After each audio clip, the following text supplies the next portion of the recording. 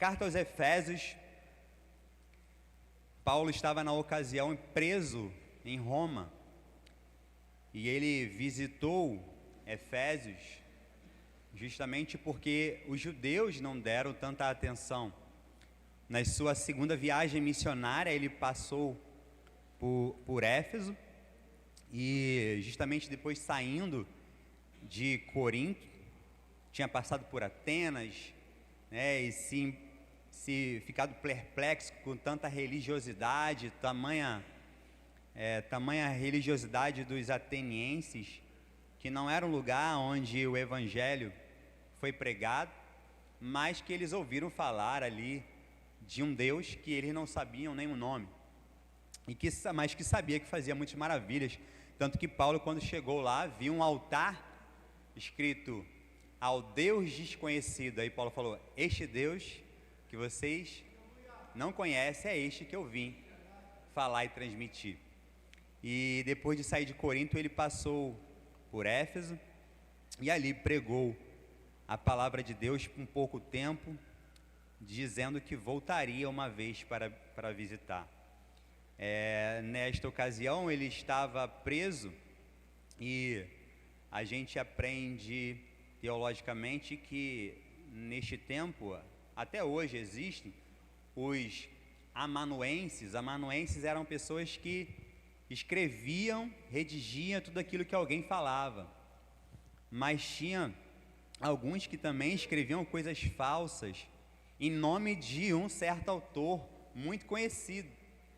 Mas houve um debate se Efésios de fato era de Paulo ou não, mas na sua identificação e característica e todo o contexto, não há aqui do que se negar das palavras, embora você vai ler Coríntios, vai ler Romanos, vai ler Tessalonicenses, Timóteo, não é muito igual, porém, é de se entender que ninguém escreve ou fala as mesmas coisas no passar dos anos, né? Ou num dia para o outro. Na verdade, a nossa mente muda, nós nos capacitamos, ganhamos experiência. Quem nunca aí, de repente, quem tem rede social sabe disso, Facebook, por exemplo, ele chega lá uma lembrança de 10 anos atrás. Nossa, eu olhava assim e falei: eu escrevi isso? Que vergonha! A gente muda, né? Porque a gente vai ganhando experiência, vai assim, cara, que foto é essa? Que coisa é essa que eu escrevi? Mas Paulo era esse, que para a igreja, as igrejas pregava o evangelho devido às suas necessidades, devido às suas dúvidas, porque a gente precisa entender que naquele tempo nem o evangelho, os evangelhos que nós conhecemos hoje, os 4, tinha sido escrito. As cartas de Paulo foram escritas muito primeiro que os evangelhos na verdade foram os últimos a serem escritos, né? Mateus não escreveu, João não escreveu acompanhando Jesus. É bem da verdade que o primeiro escritor dos evangelhos foi Marcos, e depois Lucas e Mateus copiaram ele e escreveram algumas coisas a mais. Depois veio João também. Mas este é o evangelho e que Paulo estava pregando. E devido ao pouco tempo de existência das igrejas e dos lugares que ele passou, nem sempre era uma igreja, e ele então tirava algumas dúvidas, esclarecia e também dava elogios. A carta aos Efésios, ele, como estava preso, ele enviou Tíquico, que foi o seu companheiro. No capítulo 6, acho que no versículo 21, fala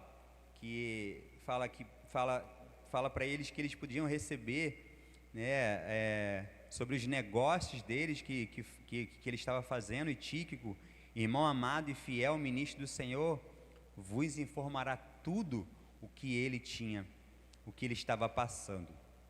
Quando chega no capítulo 4, ele fala sobre a unidade da fé. O que é a unidade da fé?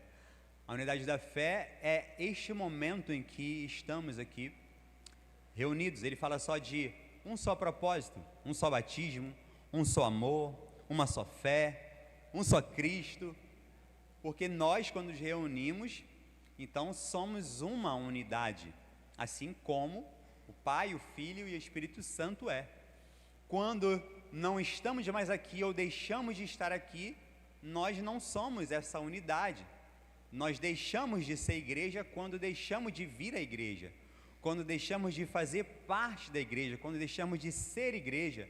Há quem diga aí, principalmente agora nos tempos da pandemia, e depois de tanta promessa de prosperidade, da teologia da prosperidade, cresceu-se muito os desigrejados, que tanto tiveram que tirar do seu bolso 10, 20, 30, 100%, dobrado para manter igrejas imensas. E aí alguns se tornaram membros de si, igrejas de si em casa. Mas Paulo fala dessa unidade, desse compromisso, e em Hebreus fala também dessa importância. Não foi Paulo que escreveu, muito se fala que foi Apolo, né, um dos cooperadores, um varão eloquente, judeu, que conhecia João Batista, e foi batizado pelo batismo de João Batista, que também pregou juntamente com ele, né? E a carta aos Efésios, falando sobre a unidade da fé, ele então designa alguns chamados importantes que nós temos dentro da nossa igreja, neste contexto de comunhão, que Apolo, ou se não foi Apolo, de Hebreus, fala que nós não devemos abandonar a nossa comunidade, porque nós, na verdade, só somos igreja quando estamos nos reunindo. E ele chega no versículo 11 e ele testifica sobre os chamados de Deus para cada um. Não se resume apenas aqui, há muitos outros chamados específicos para o benefício da igreja. O benefício da igreja para justamente que haja um crescimento espiritual, para que haja um amadurecimento na casa de Deus. Ele mesmo deu uns para apóstolos. O apóstolo é um líder cristão enviado para formar igreja. Paulo, alguns falam que o ministério apostolar já acabou, porque foram aqueles que na verdade viram Jesus, andaram com Jesus.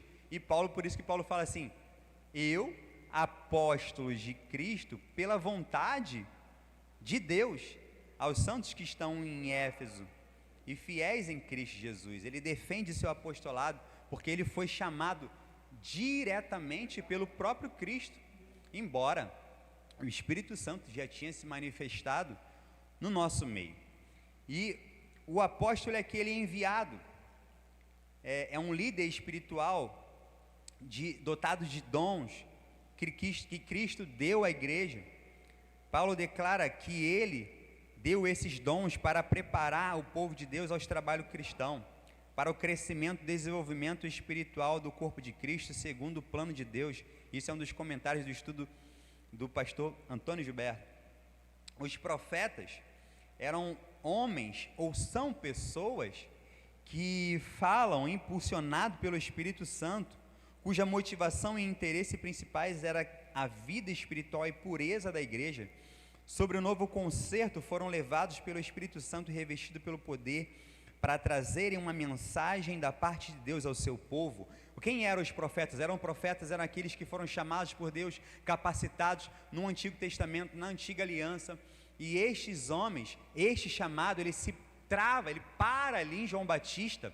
Estes profetas, chamados profetas do seu tempo, chamados por Deus, mas antes, na Nova Aliança, hoje ainda há profetas. Estes profetas são pessoas que Deus, o Espírito Santo, nos concede para o benefício da igreja, para o crescimento da igreja. A própria apóstolo fala que não havendo profecia, o povo se escandaliza, porque às vezes a gente é levado por fogo, por ventos e doutrinas, por alguns enganos, falácias humanas, por sabedoria humana, e gente que às vezes teólogo, pastores de si, que falam da sua verdade, a sua verdade está apenas nele, e eles que compreendem a sua verdade e não estão baseados na palavra.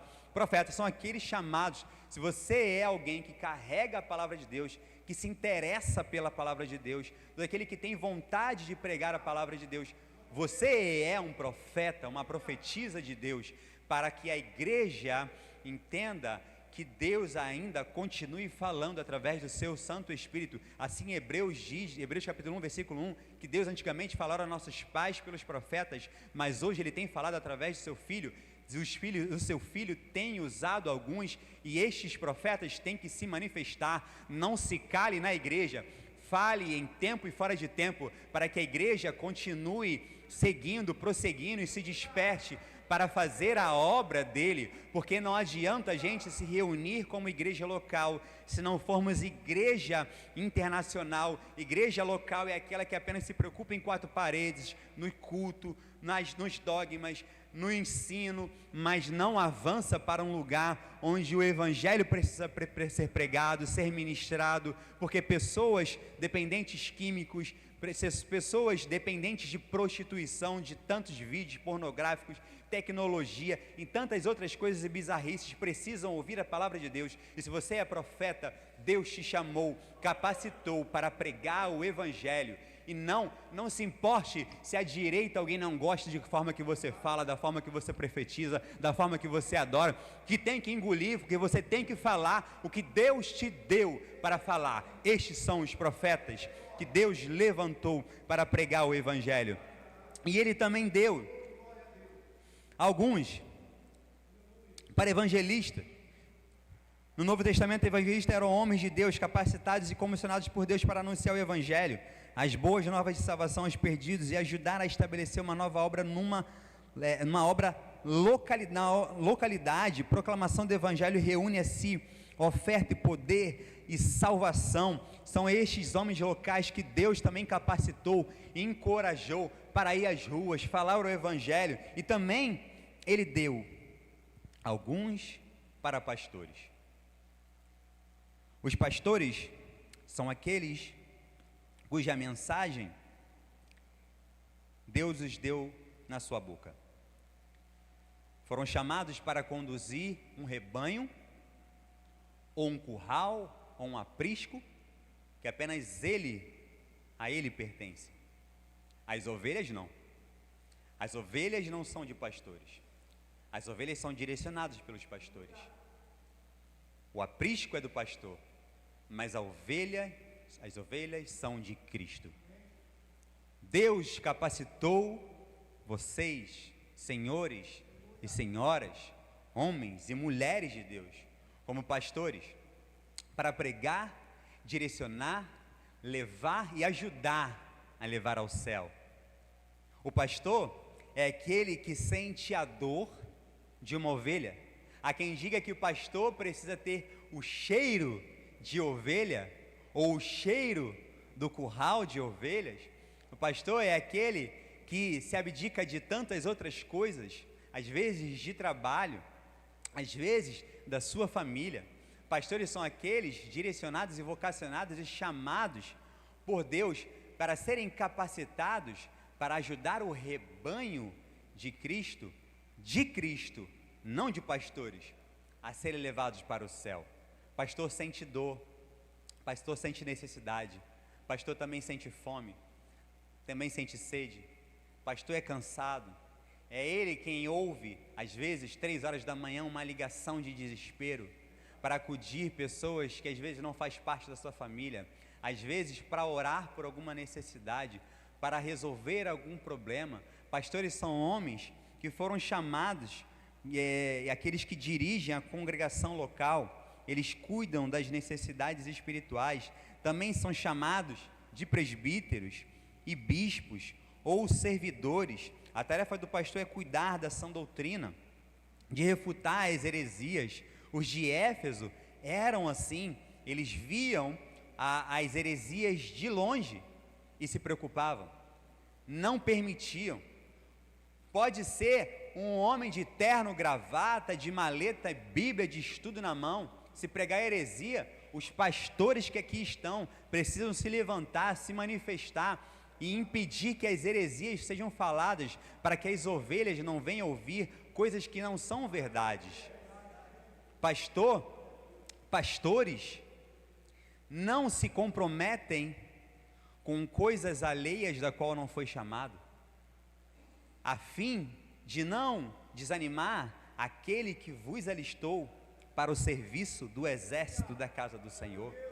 Pastores, eu vos aconselho, toda vez que houver uma oportunidade da mensagem, se a sua mensagem for no domingo, pastores, não se metam com outras coisas. Ah, minha filha está chamando, meu filho está chamando, alguma irmã precisa de necessidade. Não, eu preciso pregar a palavra, eu preciso estudar a palavra. Pastores, vocês foram chamados e direcionados para isso, para que a igreja possa crescer, multiplicar, frutificar no conhecimento que há em Cristo. Então, pastores, se alguém te chamar por alguma coisa, não vá. Eu preciso pregar a mensagem, eu preciso entregar a mensagem, eu preciso me capacitar para a mensagem. Há quem diga, o pastor Judy Clay, da primeira Igreja Batista de Jardim Botânico, no seu livro da formação do diácono, ele dizia que Satanás tem uma astúcia para derrubar e impedir o crescimento espiritual. A primeira forma é matar cristão. A segunda forma é impedir que o evangelho seja pregado. Da primeira forma, ele com a sua bravura matou cristãos, como Estevão, o primeiro mártir da igreja, Policarpo e tantos outros que estavam crescendo na nova aliança de Cristo. E como Satanás percebeu que matar cristão havia um crescimento, o que ele fez? Vamos impedir que esses homens preguem a palavra. Vamos impedir que esses homens cresçam espiritualmente. E ali as mulheres gregas, lembram? Na formação dos diáconos, nós não estamos sendo assistidas. Os bispos, pastores, presbíteros falaram, não, vamos separar pessoas, porque nós precisamos ler a palavra. Nós precisamos nos capacitar na palavra. Nós precisamos conhecer a palavra. Por quê? Porque quando a gente não estuda, não se capacita na palavra, chega assim, e você que vai pregar, aí o cara às vezes não está pronto, o que vai trazer? O pastor, às vezes não leu a semana inteira, não se capacitou a semana inteira, se preocupou com tantas outras coisas que não é do seu chamado, do seu ofício, ele não vai ter mensagem. E aí a igreja vai ser alimentada com papinha. Papinha é alimento pronto, comida para criança. É até desculpe falar, mas de mãe preguiçosa, de pai preguiçoso. O que temos visto hoje aí é fórmula.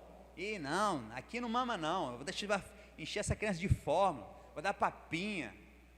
Tantas outras, como o mundo está doente, porque mães e pais não se preocupam com si mesmos.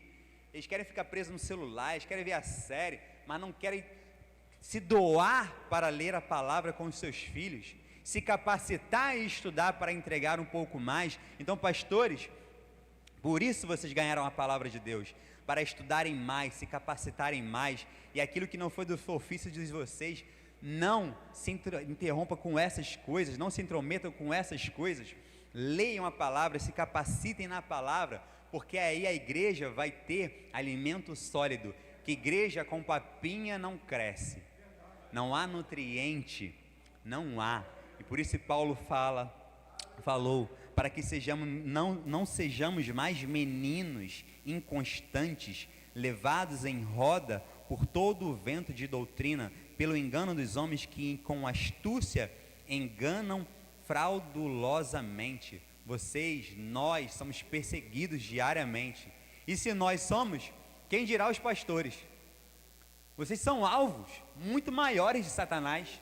Satanás quer derrubar nossos pastores, muito mais do que a igreja. Porque o pastor Joel falou bem aqui mesmo. Derruba um membro, ele vai embora, às vezes a igreja nem percebe, não vai atrás, mas derruba um pastor, derruba toda uma comunidade. Toda uma igreja vai água abaixo.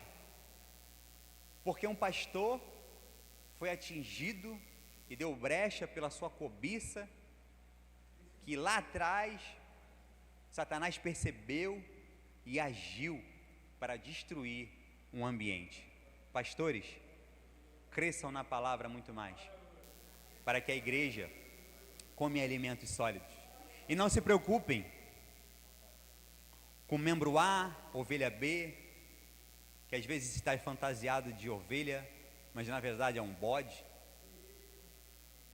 Pregue a palavra, preguem a palavra, porque nós, como ministério, precisamos ter a noção e a compreensão de que o nosso chamado é de Cristo, para capacitar a igreja. A igreja, todo esse ambiente, os 3 hinos do início, a oração da fé, o louvor das irmãs, dos jovens, das crianças, não estar aqui para satisfazer a vontade de ovelha. E às vezes, muita gente deixa de vir à igreja porque ela não atende às suas expectativas, pastores. E expectativa é de gente sem fé, expectativa é de alguém que acha que pode acontecer.